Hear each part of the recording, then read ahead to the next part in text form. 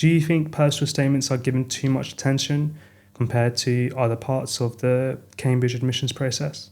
Yeah, I think they get a lot of attention. Of course, we're both saying this hypocritically because we've just recorded about an hour-long podcast about personal statements, and the conclusion is too much attention is given to them. But that's all right.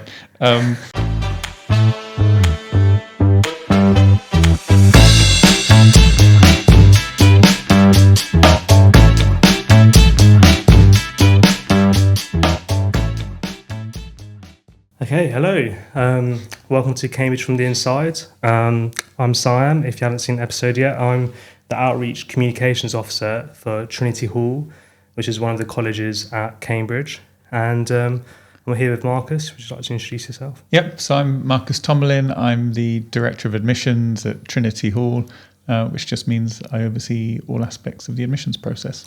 Nice. And today we're going to be talking about personal statements, what part they play in the application process for universities in the UK as well as Cambridge. And so Marcus, what are personal statements? So personal statements are part of the form that people have to fill in that's organised really by UCAS, which is the body that oversees all university applications in the UK. And you fill it in online these days. And it's just really an opportunity for people who are applying to study a particular subject to indicate why they're interested in it and to indicate why they're well suited to study that subject. It's a relatively short statement. It's actually got a character limit. Most things have a word limit, but this is one of the things that has a character limit. So it's 4,000 characters, which if you want to translate that into words is normally somewhere between about 500 and 600 words, depending upon how long the words are. So it's really quite a short statement. So it's like a page long normally. Yeah. I mean, if you're thinking of it as writing it like on a I don't know, using something like Word, using like sort of 12-point font or something like that, it's probably going to be about half a page of a Word document, something like that. So it really is relatively short. Nice. Okay, so and. I believe that all universities in the UK require a personal statement that is part of the UCAS application. Yep, that's right. And the only difference if people are applying to Cambridge or to Oxford is that the UCAS deadline is October the 15th usually. So the personal statement has to be written and submitted as part of the application a little bit earlier. For Oxford and Cambridge, so that's one difference that it's worth being aware of. That's important to know because I think the UCAS deadline is normally end of January. So I think if you are applying to Cambridge or I think medicine as well, the deadline is the 15th of October. Which one potential downside is that you naturally have less time, but the real upside that I found when I was applying university and having that mid-October deadline is that you get your personal statement and your UCAS application all out of the way in the summer and September, and you can just really focus on your A-levels, and you'd slowly, fingers crossed, will get offers in during the autumn as well. Whereas if you're working towards the January deadline, where are you getting offers from universities, the fact that you need to write your personal statement, the fact that you have to write it whilst juggling your A-levels, all of that stuff is avoided by doing the mid-October deadline, which you'll do if you're applying for Oxbridge. So you said that it's like a just over a half-page document, 4,000 characters, about why a student are wanting to do their subject. I guess there's from that kind of outline alone, there's lots of ways a student can imagine themselves in how to write their personal statement. What kind of things would you say are like things to do in a personal statement? So I think the most important thing to do in the personal statement is to demonstrate your interest in the subject you're applying for and your understanding of certain aspects of the subject you're applying for. I've read many, many, many personal statements over many years, and very often people assert that they're passionate about their subject. So they use the word passion a lot, way too often. Often personal statements read a bit like kind of second-rate chick lit, because everyone's so passionate all the time about everything. And it's far better to just allow us to assume that you're passionate. You know, if you're applying for a particular subject and you want to study it at university for 3 years or 4 years, you really need to be passionate about it. So we sort of take that as a given. If you're not passionate about it, you shouldn't be applying to study that subject. So the passion is just taken as a given. So you don't need to keep asserting that in the personal statement. Instead, you can try to give sort of concrete examples of particular theories, particular interpretations, particular ideas, particular approaches. Well, it'll vary depending upon the subject you're applying for, that really demonstrate in a very brief way your interest in the subject and your understanding of it. And I think if the majority of the personal statement can focus on those kinds of things, the more useful it is from our perspective, because it gives us a much greater insight into someone's preparedness to come and study whichever course they're applying for here. Interesting. So I think, one thing I found quite interesting that you were saying is about students should write about what theories and subject matters of their course that they find interesting. And what would you say to a student who's kind of in the crossroads of I guess they want to appear impressive, but they also recognise it's a personal statement. In the subject that they're applying for, there's, I guess, quote unquote, well-known, impressive, theorists that if one was to write about them, they would appear to be very clever, but they also might not have any interest in them, and their interests kind of lie in elsewhere, whether it's in niche things or stuff that even are quite cliche to be interested in, but they genuinely are interested in. That student who's trying to write their personal statement, kind of wrestling with these different ideas, and they only have 4,000 characters, what advice would you give to them in what they should write about in their personal statement? I think my advice would always be focus on the things you're genuinely interested in. So it's certainly not the case for any of the subjects we offer here at Cambridge that we expect personal statements for a given subject to mention X, Y, and Z. There's not like a sort of predetermined list of texts or authors or theories or whatever it is that we expect all people who apply for that subject to mention. So it's not a sort of, tick box exercise. If people are genuinely interested in, writers or theories that are well known and a bit cliched, that's absolutely fine. There's no shame in that. If something's well known, it's probably because it's of some importance, and therefore there's probably quite a lot to be said about it. But equally, if someone's genuinely interested in something that's just very, very niche, that's fine too. There's lots of people who spend their lives studying and teaching at Cambridge who are interested in really niche things. There's no shame in being interested in something that's niche. So I think rather than trying to make a personal statement fit some sort of preconceived notion of what we're looking for in a personal statement for that subject, don't overcomplicate it, don't overthink it. Just genuinely focus on things that you're genuinely interested in, and write about that in insightful ways in a relatively concise way, because there is the character limit, so you can't write, I don't know, like 10,000 words on it.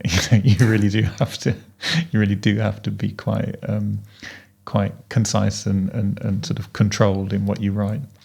Yeah, if anyone has written on a subject matter for 10,000 words, that is something that they could mention that they have done. That would be interesting, because that's about the length of a PhD. So that would be impressive. Yeah, I've definitely mentioned that. Yes, yeah, exactly.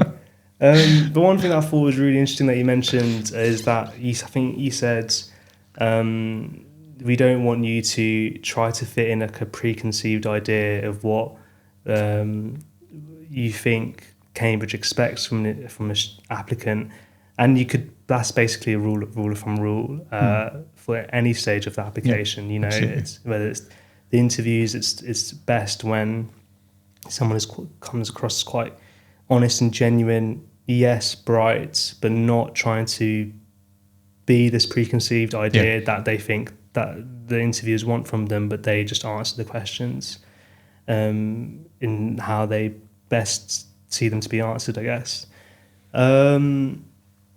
So I guess we've been breaching onto it, but I was wondering, what things do you think that applicants shouldn't do when writing a personal statement?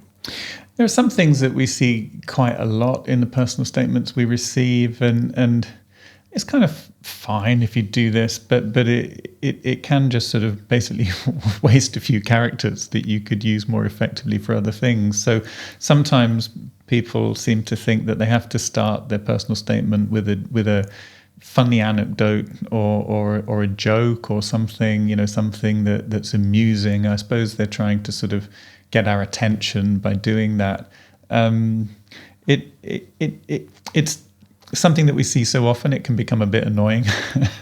and if it's quite a long anecdote that isn't particularly funny, there goes about 35 of the words that you could more effectively use to speak in more detail about the subject you're applying for. So I think don't include elements for sort of theatrical effect that aren't in some ways really serving the central purpose, which is to give us information about your interest in the subject. If it does that as well, fine.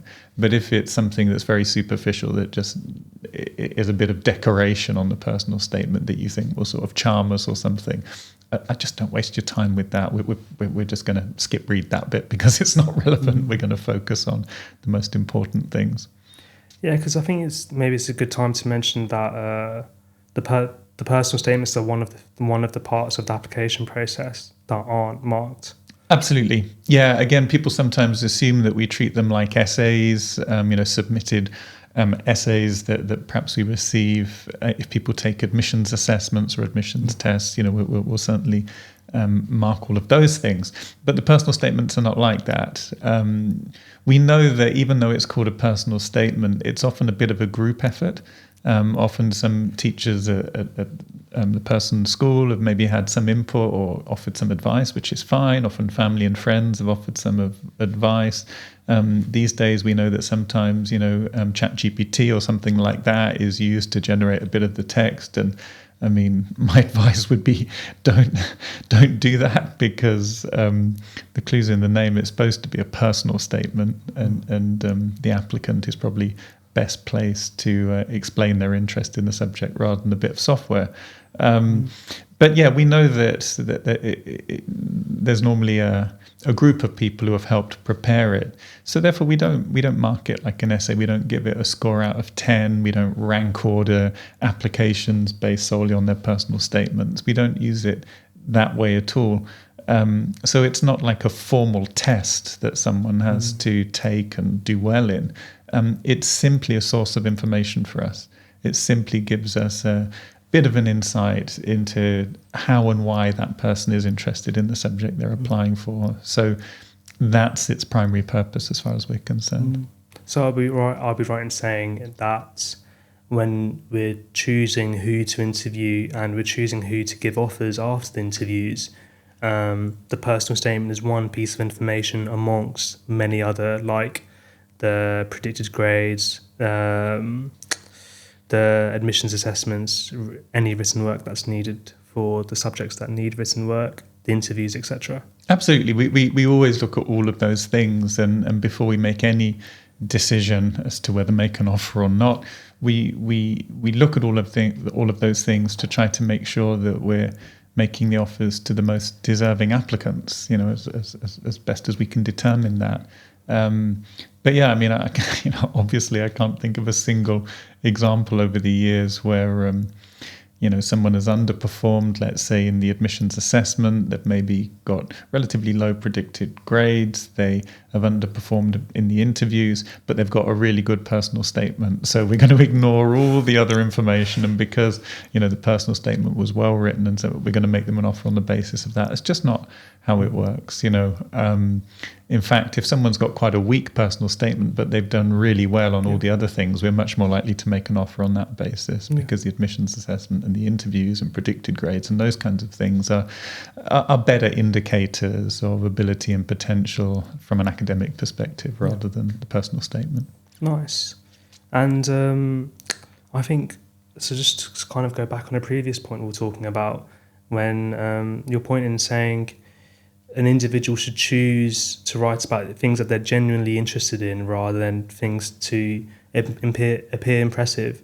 I think that's really important, because for some subjects they tend to ask questions based on the personal statement. So if you start talking about a topic, whether it was because you've used ChatGPT and therefore don't know too much about what you're talking about, or you've chosen a topic that you're not genuinely very keen on, I guess you're opening yourselves to be vulnerable to having a difficult interview, if I'm right. Absolutely, yeah. And I would say that that happens a bit more on the kind of arts and humanities side than on the science side. It's not unusual in science interviews for there to be quite minimal discussion of the personal statement. In some interviews, maybe no discussion of the personal statement. But on the arts and humanities side, I mean, a subject like, say, English literature would be a good example. There are normally 2 interviews for English literature. One of them is highly likely to be a really close reading of a particular text, where you sort of go through it pretty much line by line, word by word, discussing ways of interpreting it. That would be one interview. But then the other interview would be primarily related to things that have been mentioned in the personal statement. So obviously, because it's English literature, usually books that people have read, but also things that they might be interested in that relate to English literature. But I would say about 85% of an interview of that kind will stem from things that have been mentioned in the personal statement. So I mean, if you want advice about what not to do in personal statements, don't lie. Because as you said yourself, if someone has made a strong claim that they're really James Joyce's Ulysses is my favorite novel. It's been my favorite novel since I was 5 years old, and I just love it, every single thing. I've basically got the whole thing memorized. If that's not true, it's highly likely that will become apparent, because you might not be certain about who wrote it or what it's about, and it might become clear you just have no familiarity with it at all. And again, that's not 100% a deal breaker, but it gives quite a bad impression, and it can lead to some awkward moments in the interviews that are just very awkward for everybody. And let's just not go there. Let's just avoid that, So don't lie, tell the truth, and that should lead to interesting conversations where you are able to contribute some interesting thoughts. But similarly, if you are genuinely a diehard fan for Ulysses, James Joyce, despite how cliche that is, incredibly cliche, and you do believe you have an understanding of it, then that is something. Absolutely. Yeah. I mean, again, it's possible to have really interesting conversation about a text like that. And I should say that maybe this is something we can come on to a bit later, but it's particularly helpful if in the personal statement the main things that you mention, whether it's texts for a course like English literature, or whether it's scientific theories for a course like natural sciences or maybe engineering, it's great if the things you mainly focus on are things that are not part of your official school syllabus. So, studying whether it's A-levels or IB or whatever qualifications people are doing, the things that are being studied at school, fine. There's a syllabus, there's a curriculum. You have to study, X, Y, Z. That's great. People should really focus on those and make sure they understand them.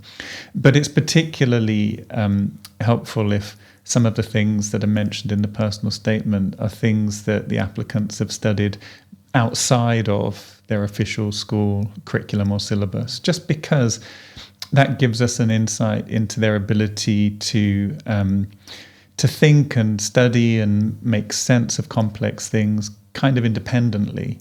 And those are precisely the skills we're looking for in the students to whom we make offers. So if we can see a glimpse of that, even at this kind of relatively early stage, that reassures us to a large extent. Nice. And you were touching on the next question that I have here, is that both Oxford and Cambridge, we always emphasise that it's great and almost necessary for personal statements to include a lot of super-curricular activities. So for anyone who's listening who don't know what, who might be familiar with extra-curricular activities, but don't know what super-curricular activities are, could you explain to us the difference in how super-curricular activities are heavily encouraged to be included in the personal statement? Yeah, so the distinction that's often made is between extracurricular interests and supercurricular interests. Extracurricular interests are generally things that people do for fun, to kind of unwind or relax. So if you're, say, studying mainly science subjects at A-level or IB or whatever, you might, just to unwind, either in the morning or in the evening, you might go swimming, or you might play the guitar or something like that.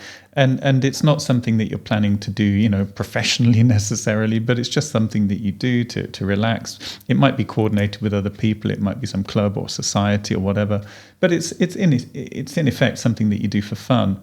By contrast, supercurricular activities are usually things that are closely related to the subjects that you're studying at school or the subject you're interested in studying at university. But they're just things that you haven't encountered as part of your official school syllabus or curriculum. So it might be that you watched a lecture online that focused on, a particular scientific theory, if you're interested in sciences, or a particular poem, if you're interested in literature, or a particular period of history, if you're interested in history, And as a result of watching that online lecture, you might then have read some recent journal articles about it, or you might have read a book about it, or you might have watched a documentary on TV about the same subject or a similar subject. So you've actually taken the initiative and studied it yourself independently. And that's broadly what we mean by supercurricular activities. And for some subjects, it can be slightly murky, the boundary line between one and the other. So, if people are applying to study music, for instance, they may well also play music to relax in the evening because they're interested in music. For a subject like that, it can be quite difficult to say, well, the supercurricular activities end here and the extracurricular activities begin here. They kind of merge a little bit. So there are some subjects where it's not so straightforward, but for the majority of subjects, it's normally pretty clear whether the activities relate directly to the course or not. And for some people, like their extracurriculars are entirely supercurriculars in that what someone might do for fun would be be to read more, to play the instruments, if they're applying for music. And there's no shame in that, far from it. Well, That's absolutely fine. That's absolutely fine. So again, we were saying earlier that you shouldn't lie on your personal statement. And if you write a completely 100% honest personal statement and you read it through and you think, oh, but it makes me sound like such a nerd, that is not a problem. That is not a problem at all. If that's an honest reflection of your interests, and if you do read things for fun or whatever that relate to your subject, just tell us that. You don't need to pretend that you do anything else. Yeah, I know one of my friends at uni, he was a maths student, loved maths. He really had second thoughts about applying to Oxbridge, but his dad's really had a lot of faith in him. And his favourite thing to do in the evenings would be to do some coding, like nothing to do with maths. He just, I think there was his like formal maths that the maths he had to hand in, and then like the fun maths outside of it, and there's loads. I mean, there's loads of students like that. I mean, there's that's one of the great things about Oxford and Cambridge, the people you meet and the interests they have, both in their degrees and outside of it. And I think if you're listening to this and you think, well, I do just generally love reading into my subject in my spare time, then that is exactly the kind of stuff you want to write in your personal statement. Yeah. And it's funny because I think so often these days when people talk about well-being and stuff like that and trying to make sure that you stay relaxed and don't get stressed, the examples they often give are things on the art side. So they say things like you should maybe try painting, or you should maybe try playing music, or maybe try dancing. All of those things are fine. I think for certain individuals, something like coding is a great way to stay calm and relaxed. So I think sometimes there's a bit of a sort of skew in the well-being towards there's a lot of arts creativity related. in coding. Absolutely. It's not problem solving, getting yourselves out of it needs and my friend Jacob, he would say you'd have to have a really lateral and creative mind, because you hit brick walls all the time. For me it was chemistry, which is what I studied, organic chemistry. I mean, I was talking to my friend who studied English. I said the reason I chose chemistry is because I wanted to be able to have a blank page in front of me and let my creativity run wild, and she just didn't understand why. That she was like, why didn't you apply for English? Which is a valid point, but I think that feeling of you have like a starting molecule and an end molecule, and you have to find a way of getting from the beginning to the end, and the creativity, the rules that and trying to bend them in a way that makes sense is very similar to, I guess, if someone was writing poetry and there's a list of like poetry rules they have to follow, but within those boundaries they're wanting to produce something. I mean they're very similar, similar things. And I think all of these things can be really enjoyable. And so if people are doing these kind of things for fun in the evening or whatever, that's great. Yeah. And all they need to do in their personal statement is tell us about it a little bit, because we'll be interested. Yeah, it's a perfect coincidence when you're applying for a degree that is your pastime. Yeah. This is very much like the place to apply for if it is your pastime. One thing we were talking about before, about like writing personal statements and like about how that reflects of interviews. I remember when I was writing my personal statement, so it included a lot of super-curricular activities that I'd looked into in chemistry, but I purposely chose things that I wanted the interviewers to ask about. If they were to ask me anything about the personal statement, some of the things that were quite difficult and like university level stuff, but I like whether I found those topics really interesting or I'd really done my homework, I'd like really prepared that, okay, this is the stuff that I've written in my personal statement. This kind of literature is kind of the backing of these ideas. So if they want to come at me with in certain angles, I'm like very well prepared. So when you're writing your personal statement, if you write about stuff that you're genuinely interested in, then no matter which angle an interviewer comes at you with a question, if it's your genuine interest, you probably will have a lot to say about it. But that doesn't tend to be the case when individuals try to write, like, be something else that's not themselves, because there's well, then it's just all fake, and that's a difficult situation to be in for everyone, Yeah, I mean, it's almost impossible to pretend to be someone else in the personal statement and then in the interviews, and to do it convincingly. If you're genuinely interested in something, that becomes apparent really quickly, and if you're really not interested in it at all, that becomes apparent really quickly. And yes, it makes perfect sense to focus on things in the personal statement that you would be happy discussing in the interviews, but there's no guarantee that you will be asked questions about it. So, if we're thinking about it from the interview perspective, the people who are sort of in charge of organising the sort of progression through the interview will be the interviewers, and they may choose to ask one short question about the personal statement. They may choose to ask no questions about it. So you can't guarantee a discussion of a particular topic. But I think the best way of thinking about it is, okay, I want to mention X, Y, and Z in the main part of my personal statement. Are those topics I would enjoy discussing if I were to be given the opportunity with people who are real specialists in these areas? And if the answer to that is, yeah, that would be fun, actually. They'd probably know more about it than I do, but I would enjoy having the chance to discuss it with them, then those are probably good things to include. Yeah, exactly. So back to more kind of pragmatic advice for writing the personal statement. A lot of applicants ask, should the personal statement be structured in a specific way? Yeah, and I think my advice concerning the structure of the personal statement is normally that it's good to have a short introduction, maybe that indicates why you're applying for that particular subject, but it can be relatively brief.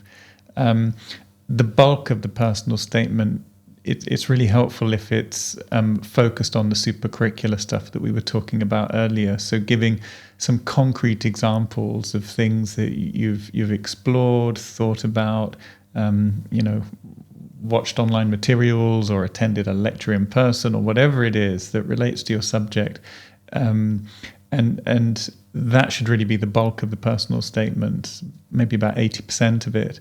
And then it's fine to end with a short section that maybe discusses some extracurricular activities that you do.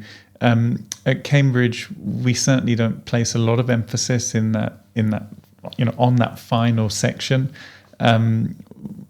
If anything, it can give us maybe some kind of insight into an applicant's ability to organise their time well and to be quite disciplined in what they do. So if they're doing really well at school, and if they're doing some really interesting super-curricular work independently, and if in their spare time they're doing some sort of sport or some sort of music-related thing, kind of for fun, but either relatively early in the morning or after school in the afternoon, that shows us that they're able to cope with a pretty tightly packed schedule.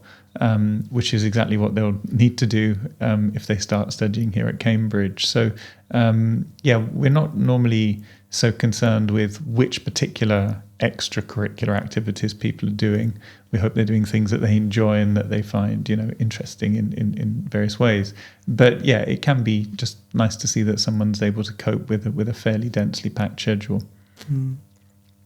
But I guess just to add on that, because there's always a lot of emphasis that Oxford and Cambridge, when they're looking at personal statements, should be almost entirely, or if not the majority of the personal statement, should be academic based.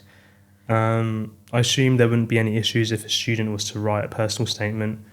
They thought 4,000 characters was quite limiting, and then all of it were filled with super-curricular interest and it was purely academic. That wouldn't be an issue either, I'd assume. No, that's absolutely fine. I mean, again, really, there's no predetermined kind of checklist of things that people have to mention in their personal statement. The kind of structure that I suggested there is just a sort of broad guide for that.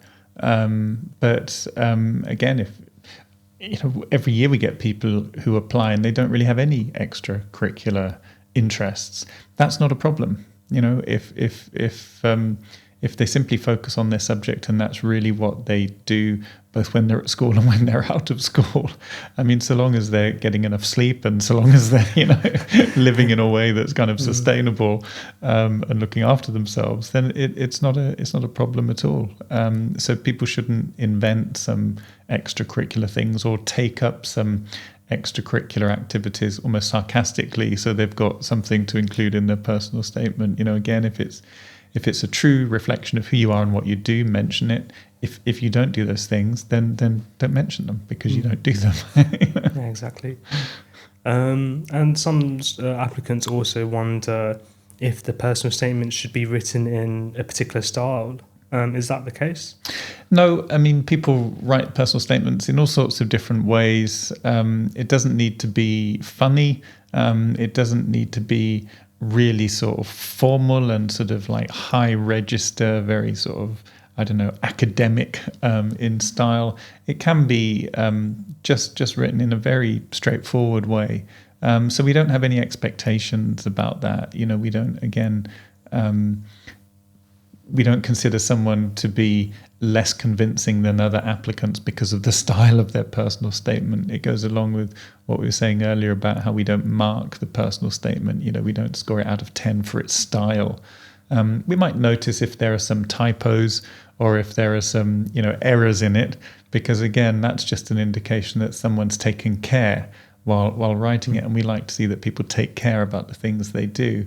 But I can remember plenty of examples where we ended up making an offer to someone even though there were some errors or some typos in their personal statement. Again, that sort of thing isn't a deal breaker. It just gives a good impression, I guess, if you can avoid those things. So if that counts as style, it's quite good if you proofread it carefully. But it doesn't need to be written in a particular style,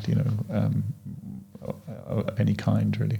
No, yeah, I guess there might be some people who think you would have to, I don't know, write a personal statement in a very, I was trying, I don't know, in like the Queen's English, or like in a very sophisticated, upper class manner, which it's just not the case in the slightest. No, not at all. We just, again, like all the other things we've said, we just want it to be an honest reflection of that particular applicant, who they are, what they do, and why they do it, and the more they can be honest and to the point about that, the more effective the personal statement will be from our perspective. Yeah, but similarly, like if you do like speak in a genuinely like Queen's English like manner and a very sophisticated manner, then by all means continue to express yourself. That's fine too. That's as fine yourself. Too.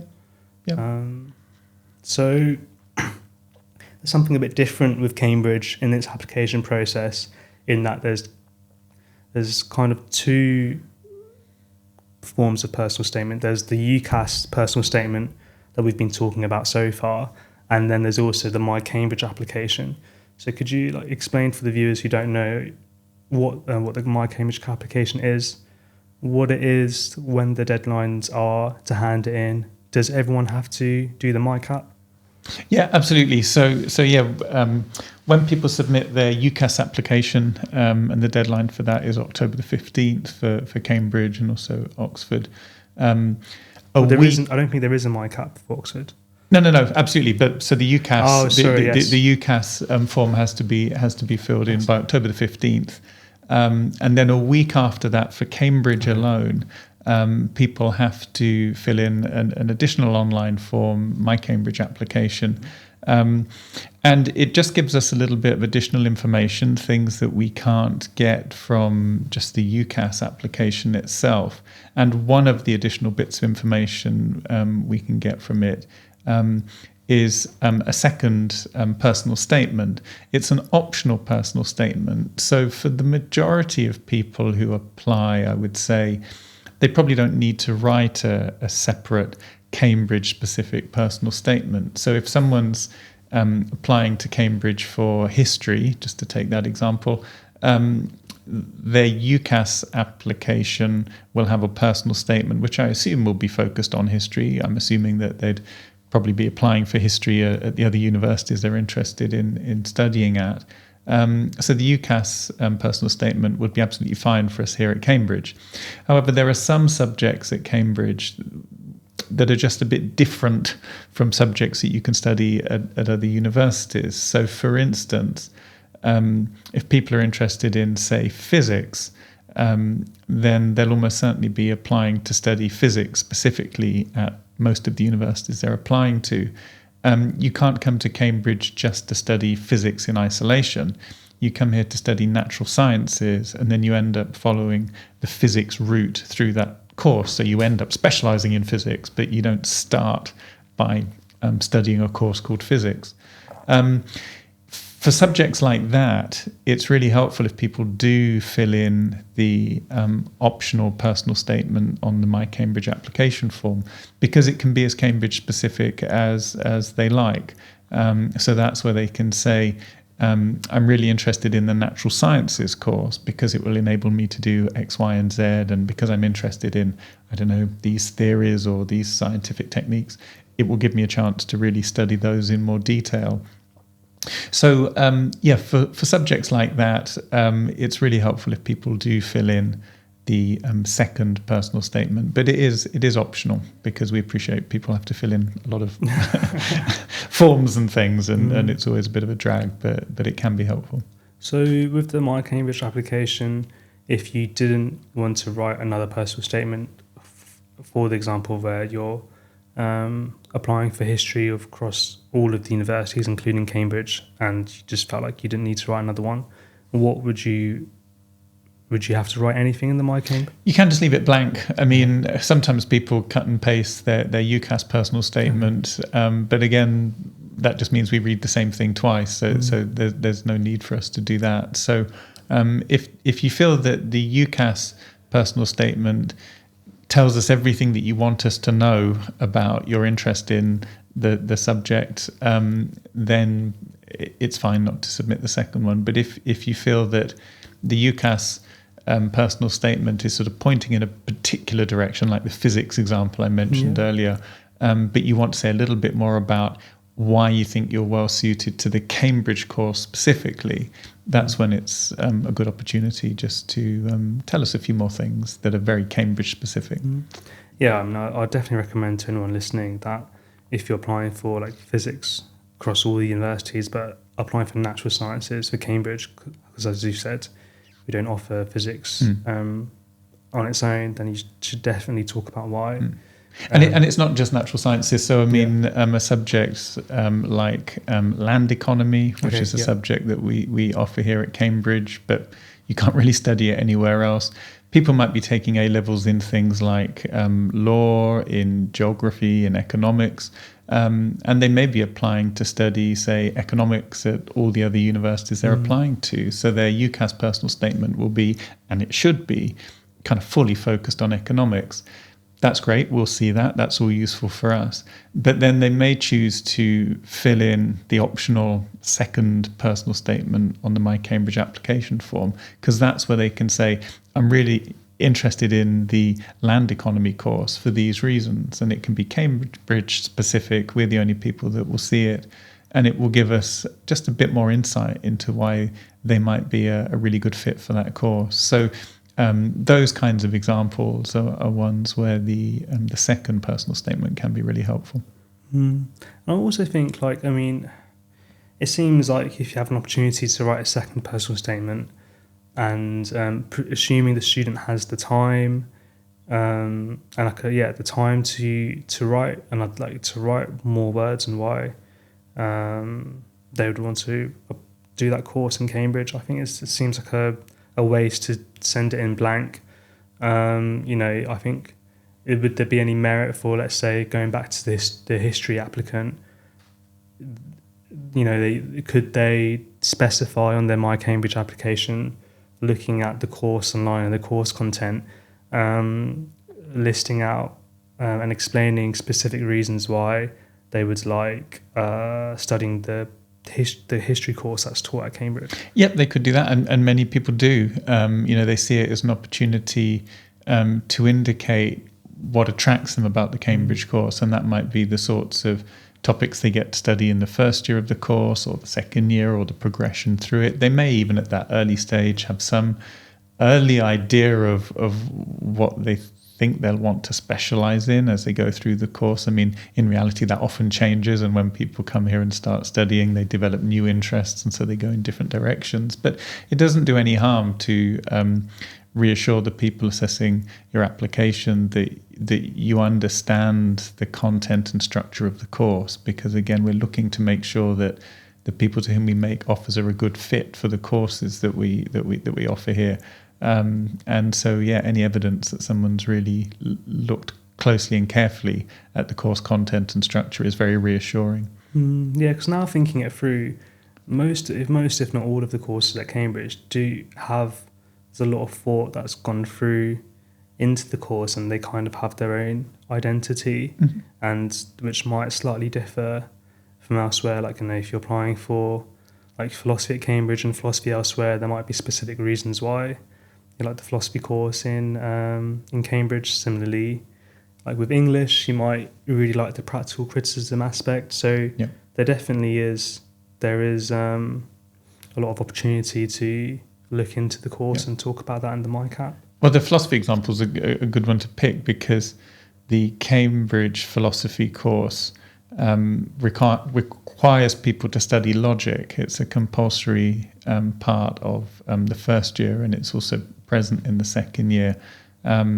And it's possible to study philosophy at many other universities, and logic isn't compulsory. It might be optional, but it's not compulsory. So that's one of the distinctive things about Cambridge. If you come here, you have to study formal logic as part of the course. So again, in the UCAS personal statement, if someone's applying for philosophy, they might not mention an interest in logic in their UCAS personal statement, because it won't be particularly relevant, perhaps, to other universities they're applying to.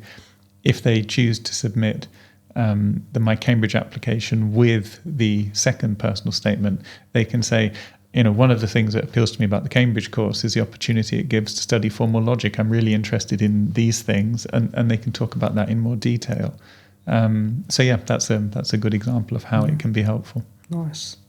And so coming close to the end now, this is something that we talked about a bit in the beginning, and do you think personal statements are given too much attention compared to other parts of the Cambridge admissions process?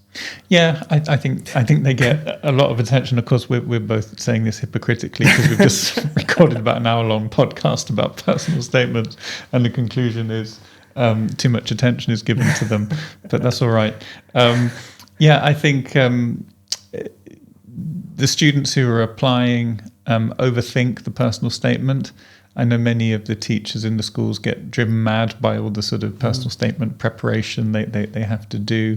And as I say, of all the things we look at, it's one of the things that isn't kind of formally graded in any way. It's not marked formally. It's a useful source of information, but it's nothing more than that, really. And as I say, the advice we've given in this podcast about, try to avoid, starting with a really funny anecdote if it's not particularly funny and if it's not particularly relevant. That's just advice about how to make use of the 4,000 characters most effectively. If you want to start with an anecdote that, maybe isn't particularly funny, but, for some reason you like it and you want to start with it, that's fine. It's not a deal breaker. None of this is, like some terrible thing to do.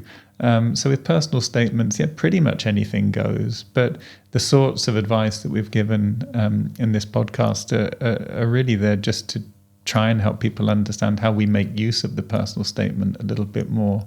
I think there are other parts of the process that applicants could devote their sort of care and attention to more effectively. I'm thinking of things like if they have to take an admissions assessment or an admissions test, spending time looking at past papers, working through questions. Frankly, that's way more interesting than drafting and redrafting and redrafting and redrafting and redrafting a personal statement. Also, if they get to the interview stage, thinking a little bit ahead of time about what they might be asked in the interviews and sort of preparing themselves for that. Again, I think that's time better spent than just agonizing over whether you should use the word consequently or therefore in the personal statement. Will they reject my application if I use the word consequently here? No, we won't. That's the short answer. So there's a lot of overthinking around personal statements, which is unfortunate, I would say. Yeah, I completely agree, because at year 13 there's only so much time that you have. Each of the admissions steps are incoming and you have your exams, A-level exams coming as well, I think you really want to dedicate your time well. And as you said, of the admissions assessments and the interviews, because they are marked, those are parts of the application where you can be compared with other applicants. And similarly, if a student is kind of trying to decide between should they write another draft for their personal statement or should they dedicate more time to revising all their schoolwork, I've heard of applicants missing their offer and then therefore were not able to come to Cambridge. But I've never heard of someone being ruled out entirely due to their personal statement. So I'm